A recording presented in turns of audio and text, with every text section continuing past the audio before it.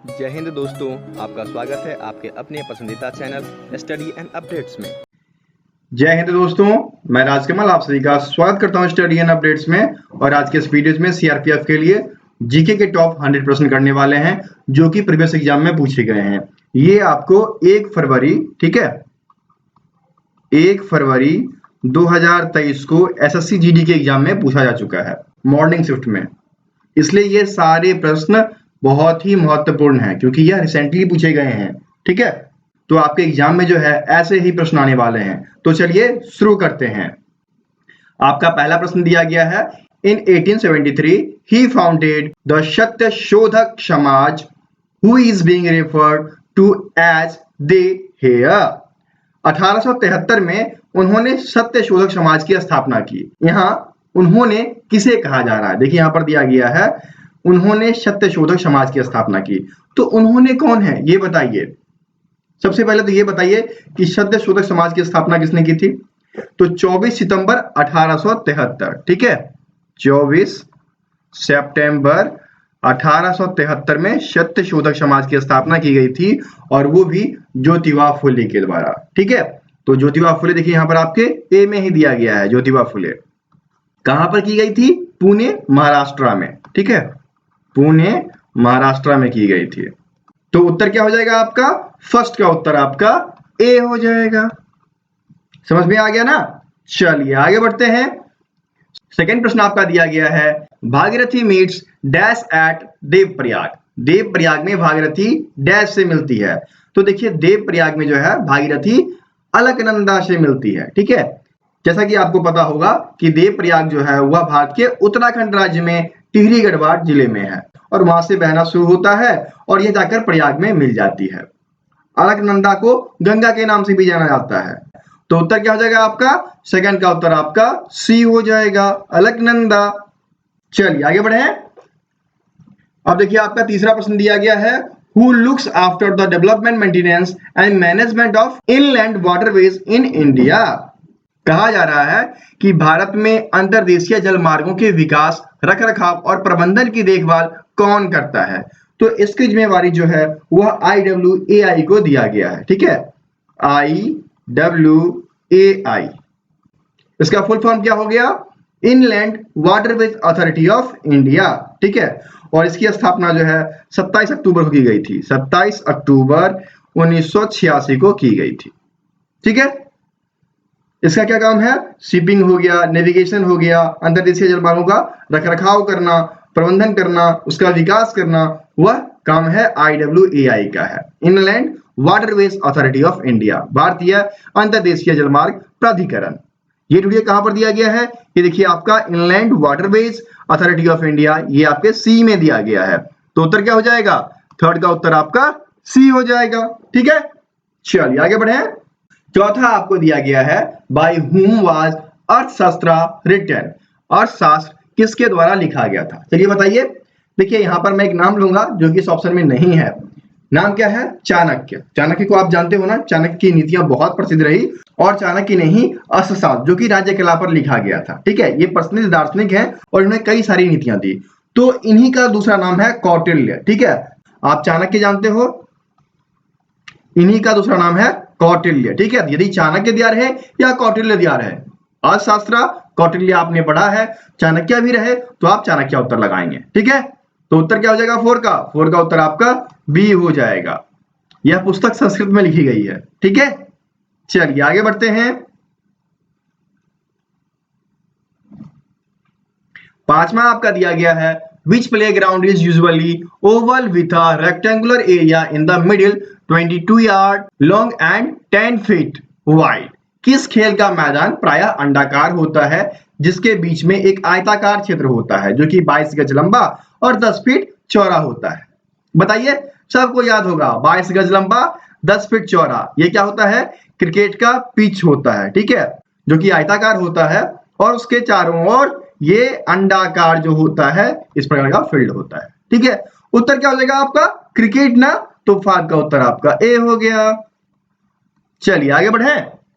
छठा आपको दिया गया है विच of the following article of the constitution of India provides the protection from arrest and detention in certain cases. Bharat के संविधान का निम्नलिखित में से कौन सा अनुच्छेद कुछ दशाओं में गिरफ्तारी और निरोध से संरक्षण प्रदान करता है। देखिए आर्टिकल 22 जो है यह बहुत ही महत्वपूर्ण है और इसमें यह कहा गया है कि यदि किसी भी व्यक्ति को गिरफ्तार किया जाता है तो उसको यह बताना पड़ेगा कि उसको क्यों गिरफ्तार किया गया है, ठीक है, और उसको इतनी आजादी दी जाती है कि वह अपने मन पसंद, ठीक है, उसको जो पसंद होगा उस व्यवसायी द्वारा परामर्श लेकर अपना बचाव कर सकता है। व्यवसायी कहने का मतलब हो गया वकील, ठीक है, तो मनपसंद वकील को वह चूज कर सकता है और अपना बचाव कर सकता है, अपना संरक्षण कर सकता है, ठीक है।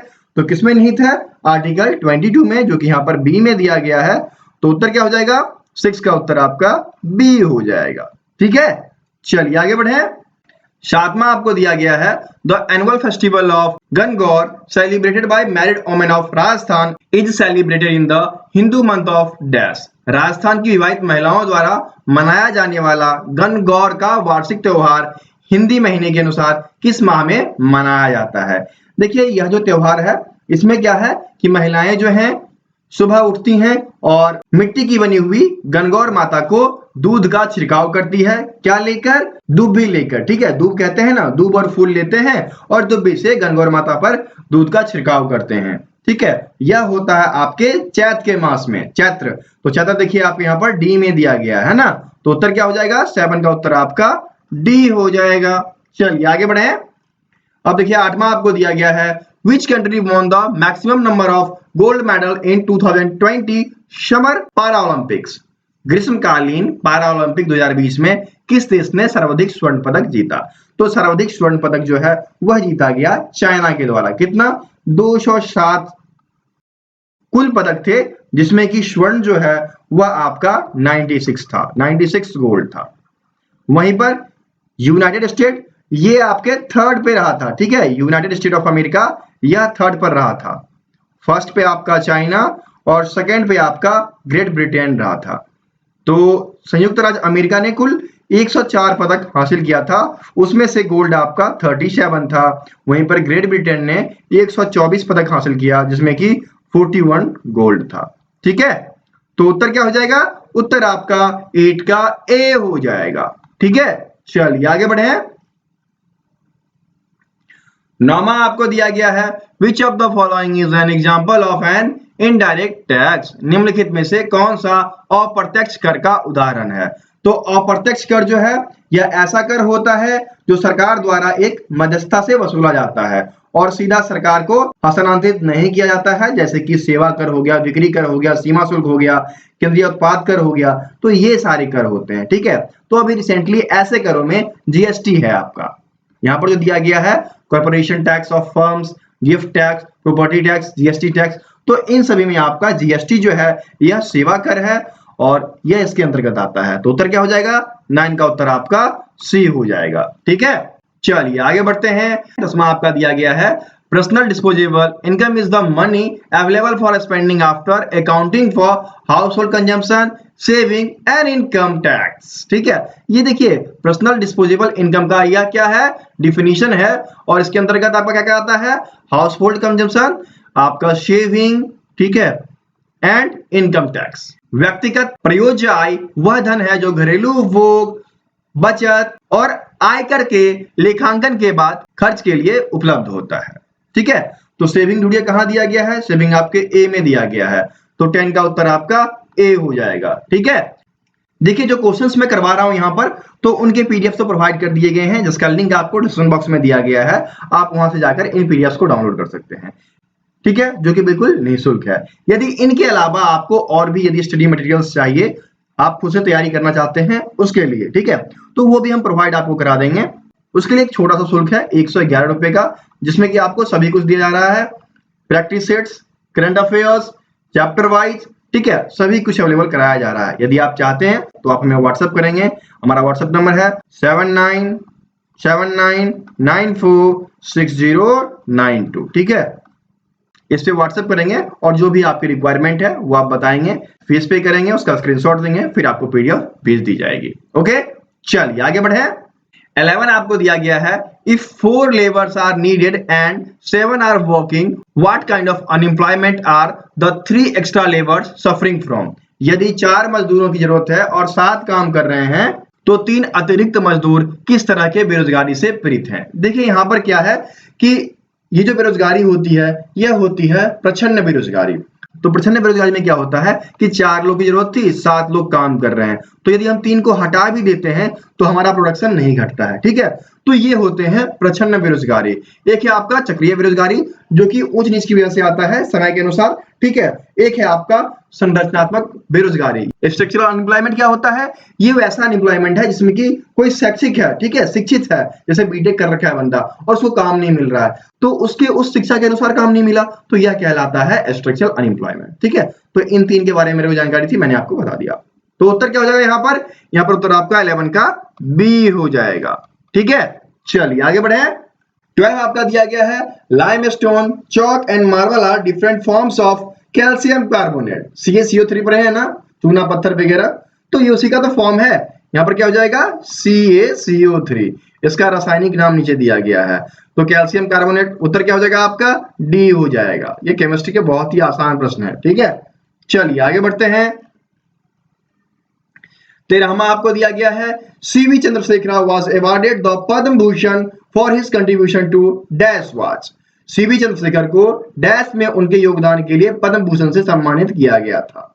देखिए CV चंद्रशेखर यहां पर कहा गया आपको, ठीक है, एक हमने पढ़ा था CV रमन, वो अलग है। यहां पर दिया गया है CV चंद्रशेखर। ठीक है, क्योंकि CV रमन में क्या था, चंद्रशेखर वेंकट रमन था, और यहां पर CV चंद्रशेखर दिया गया है, तो ये थी महिला। ठीक है, ये महिला थी और एक नृत्यकार थी। ठीक है, और किस नृत्य में फेमस थी ये फेमस थी आपके भारतनाट्यम में। वर्ष 2011 में इनको पद्म भूषण दिया गया है भारतनाट्यम के लिए। ठीक है, वर्ष 2011 में किसके द्वारा, भारत सरकार के द्वारा। तो उत्तर क्या हो जाएगा 13 का उत्तर आपका डी हो जाएगा। ठीक है, और 1993 में एक और पुरस्कार इनको मिला था। कौन सा पुरस्कार, संगीत नाटक अकादमी अवार्ड। ठीक है, ये भी इनको मिला था। तो याद रखिएगा, इस प्रश्न में थोड़ा सा कंफ्यूजन होगा क्योंकि CV चंद्रशेखर दिया गया है और चंद्रशेखर वेंकट रमन हमने पढ़ा था, तो इन नाम को लेकर कंफ्यूजन है। तो मैं आपको साफ साफ बता दे रहा हूं, ये एक महिला है जो कि डांसर हैं। ठीक है, उनके बारे में यहां पूछा गया है।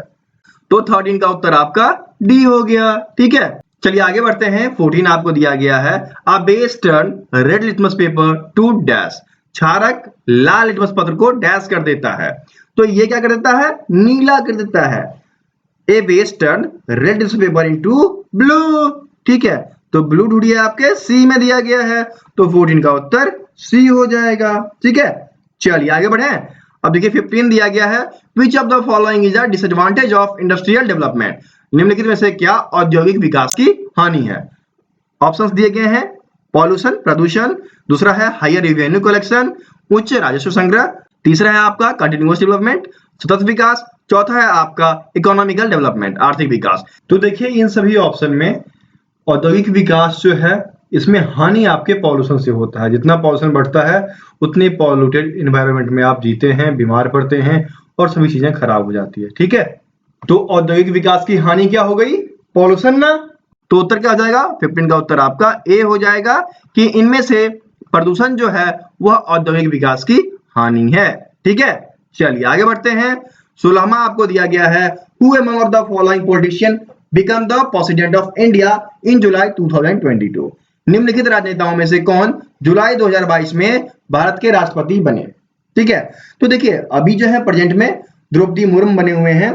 द्रौपदी मुर्मू जो है 25 जुलाई 2022 को 15वीं राष्ट्रपति बनी। ठीक है, तो देखिए उत्तर क्या हो जाएगा आपका, द्रौपदी मुर्मू बी में दिया गया है, तो 16 का उत्तर आपका बी हो जाएगा। मैंने आपको कई बार बोला है कि प्रेजेंट में कौन क्या है, इसको याद रखें, एक नंबर तो आएगा ही आएगा। ठीक है, तो इसे आप याद कर लीजिएगा। मैं बहुत सारी चीजें बताता हूँ, व्याख्या करता हूँ, बहुत सारे बच्चे उसको फॉलो करते हैं, जो फॉलो करते हैं वो सक्सेस पाते हैं, जो उसको हल्के में लेते हैं वो निकल लेते हैं। ठीक है, तो इसलिए जिन चीजों को मैं बता रहा हूँ यह बहुत ही महत्वपूर्ण है और आपके एग्जाम में पूछे जाएंगे, तो आप तैयार हो जाइए। ओके, चलिए आगे बढ़ते हैं। 17 आपको दिया गया है, dash is the only link of communication between the cabinet and the governor. Dash cabinet और राज्यपाल के बीच की एक संपर्क करी है, तो ये आपके मुख्यमंत्री ही हो सकते हैं और दूसरा कोई करी नहीं है। ठीक है, chief minister is the only link of communication between the cabinet and governor. Okay, तो उत्तर क्या हो जाएगा आपका?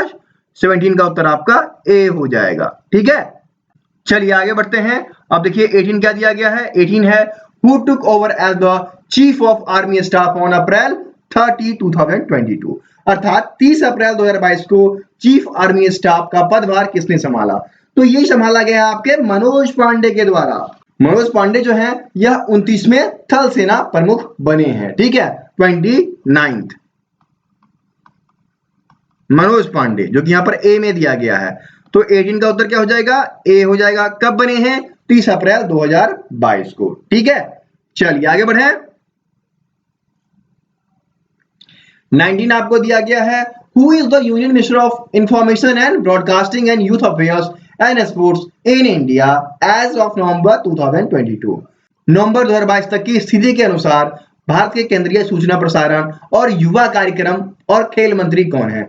तो ये है आपके अनुराग सिंह ठाकुर। ठीक है, लास्ट वीडियो में भी आपने देखा होगा यह प्रश्न पूछा गया था, आज की वीडियो में भी देखिए ये पूछा गया है। तो ये सारे इंपॉर्टेंट हैं, पढ़ो यार, पढ़ोगे तभी मार्क्स आएगा। ठीक है, तो उत्तर क्या हो जाएगा?